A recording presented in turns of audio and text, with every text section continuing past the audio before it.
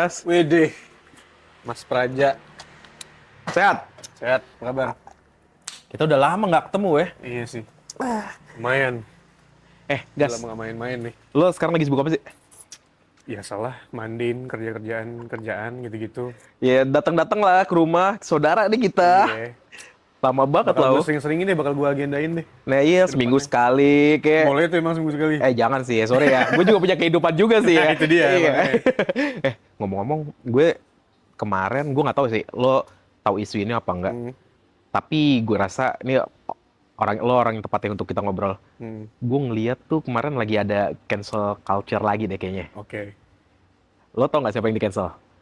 Siapa nih kayak berkaitan dengan karya-karya baru yang baru aja rilis dan lagi peak banget nih kayaknya nih. Banget ya Ah. kan.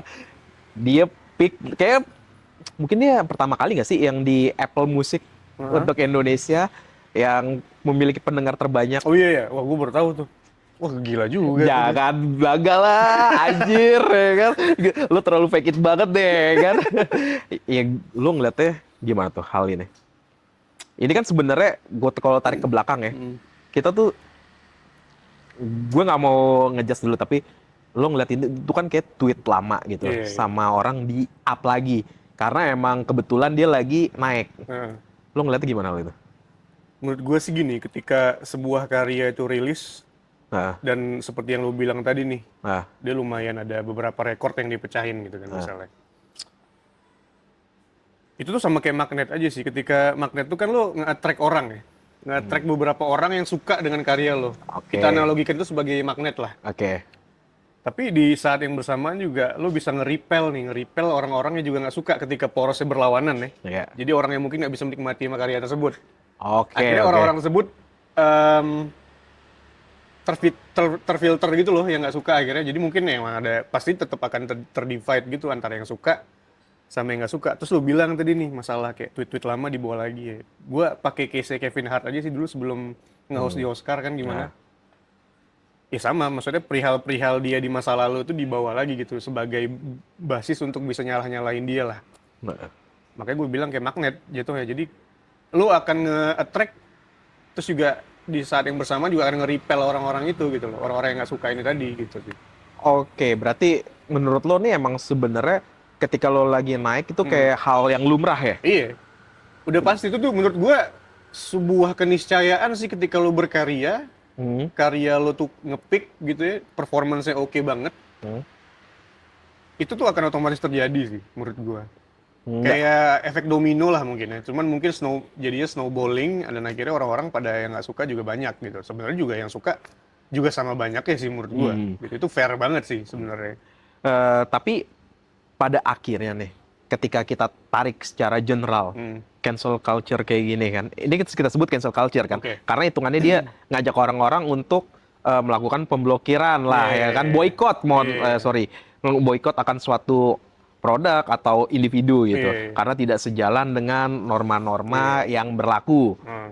berlaku di kalangan tertentu atau ya gimana lah gitu ya kan. Nah, lu ngeliat kayak cancel culture ini sebenarnya secara general itu bisa dikatakan masih mewakilkan suara-suara orang yang tidak terdengarkah atau masih bisa menjadi sarana untuk lo berusaha mendapatkan keadilan?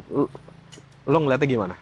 Sebenarnya kan adanya cancel culture ini menurut gue emang itu kan sebenarnya to help people accountability untuk apa yang mereka lakuin kan sebenarnya. Dan kalau yang lu bilang tadi, apakah itu akan bisa merepresentasikan orang yang nggak suka? Ya sebenarnya iya, karena monkey see, monkey do kan. Ya, Orang oke. lihat tuh, ketika ada dia mungkin udah by default udah ada keresahan nih terhadap seorang individu gitu kan. Akhirnya ketika banyak orang yang ngelakuin itu, dia jadi punya medium gitu. Jadi akhirnya untuk ikut-ikutan gitu kan. Untuk bisa ya nge-iain itu orang atau segala macem. Cuma menurut gue ya koridornya udah pasti nggak akan jelas aja sih, karena orang akan berlindung di balik eh anonymity gitu. Jadi kayak orang-orang tuh akan berlindung di balik apa ya, identitas mereka yang berbeda untuk bisa akhirnya berani menyuarakan juga gitu loh. Cuman ya itu sih menurut gue kayak tergantung ya, depends on apa yang orang ini lakuin dulu nih.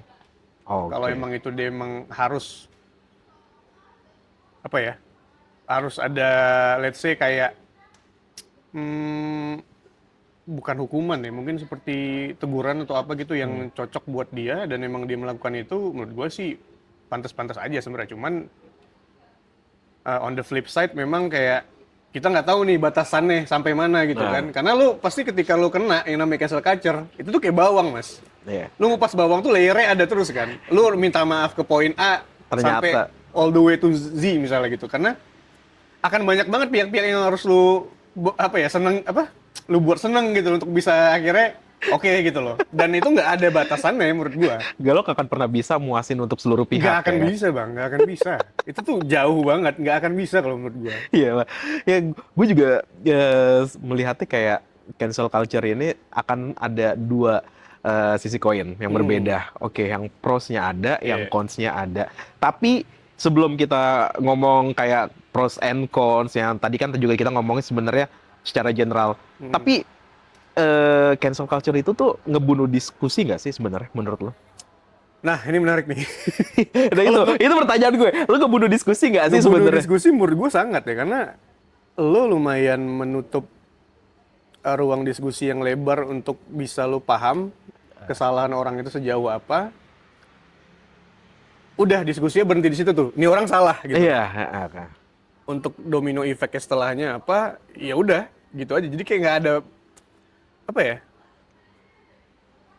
Jadi prejudis aja gitu orang-orang, akhirnya nggak ada lagi kayak diskusi yang kita ngelihat dari kedua sisi segala macam. Apa yang menyebabkan ini orang bisa ngelakuin itu kan kompleksitas yang menurut gue susah lah untuk bisa dibawa ke ruang diskusi ketika lo emang udah nggak suka sama suatu individu. Misalnya udah jadi persona non grata nih orang nih, lo gimana narik itu gitu?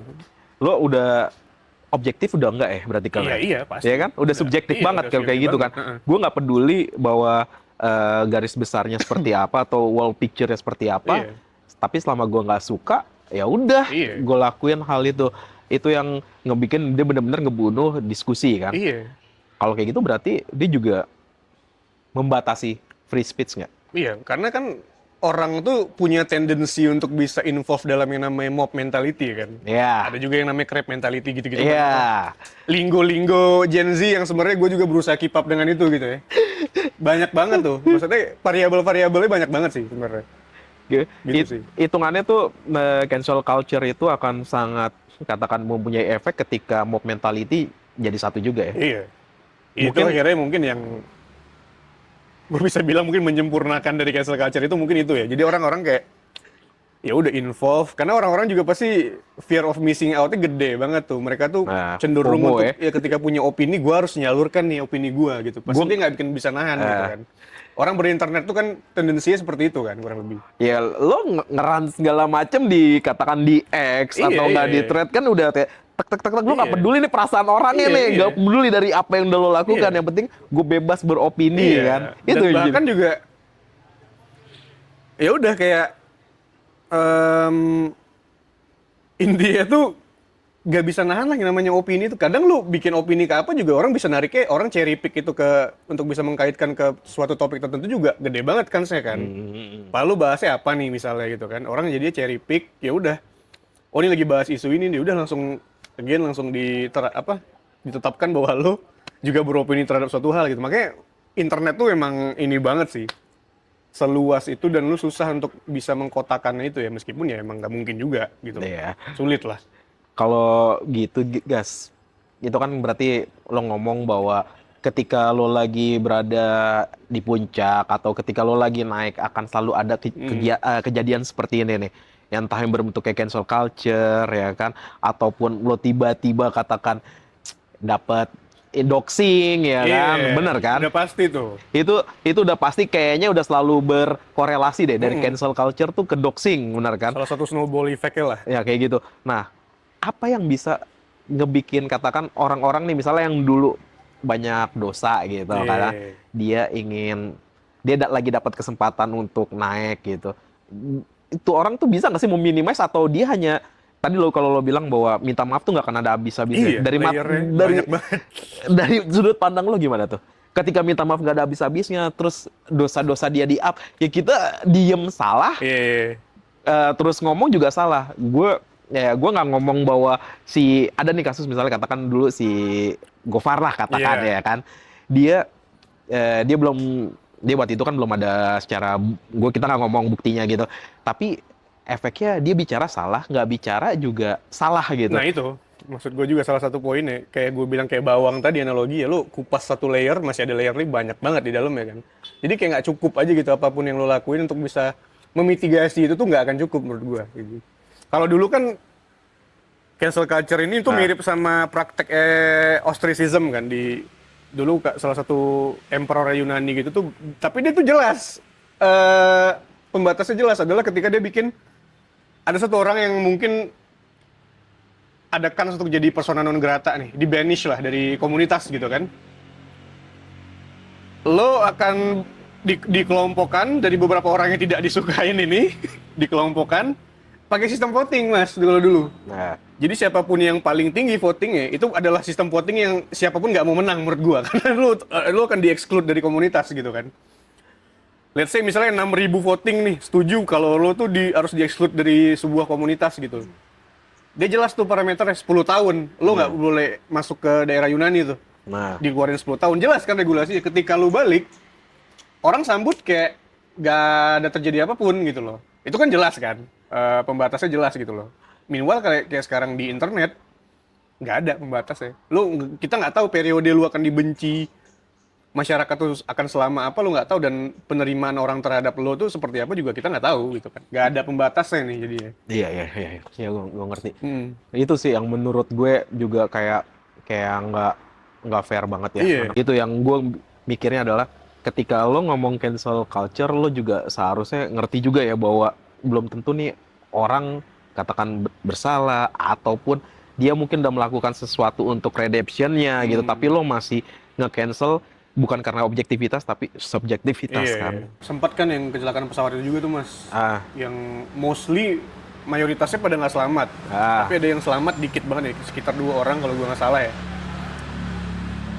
Dan reaksi orang di internet adalah berbondong-bondong untuk nyuruh dia diri, mas.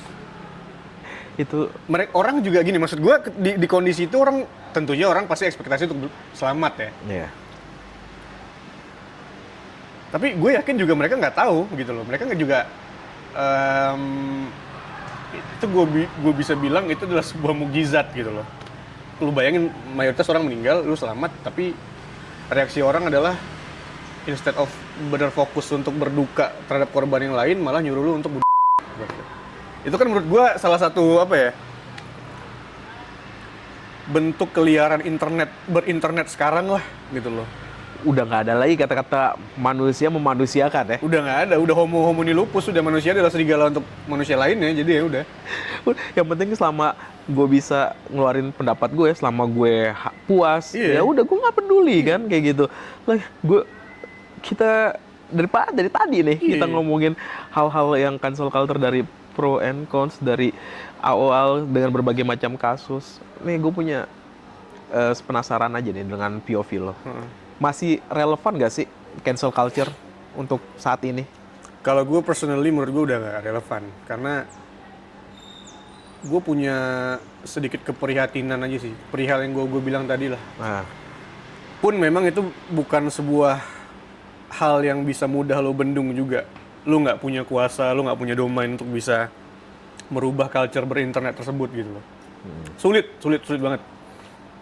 Gimana lo bisa kayak menstandarisasi cara orang berinternet gitu. Meanwhile orang tuh moral kompasnya beda-beda nih. ya punya Gitu kan, normanya beda-beda semua gitu tuh. lo nggak bisa untuk menseragamkan orang Nggak ya. bisa ya. Lu mau menseragamkan regulasi juga gimana? Regulasi apa? Berinternet? Nggak mungkin kan? Ya, balik lagi semuanya. Lo punya pemikiran berbeda, seperti yang tadi lo bilang, lo punya POV yang berbeda, kita hidup dengan cara yang berbeda, terus lo seramakan atas aturan yang semua orang belum tentu bisa lakuin. Pastinya. Hanya karena seseorang nggak bisa makan daging, bukan berarti semua orang harus nggak makan daging. Iya, betul. Ya kan? Orang nggak bisa memputihkan itulah. Menurut gua nggak relevan Nggak aja. relevan ya. Heeh. Ya wes lah kalau gitu. Dalam aja. Masuk kali ya? Panas juga nih. Aduh.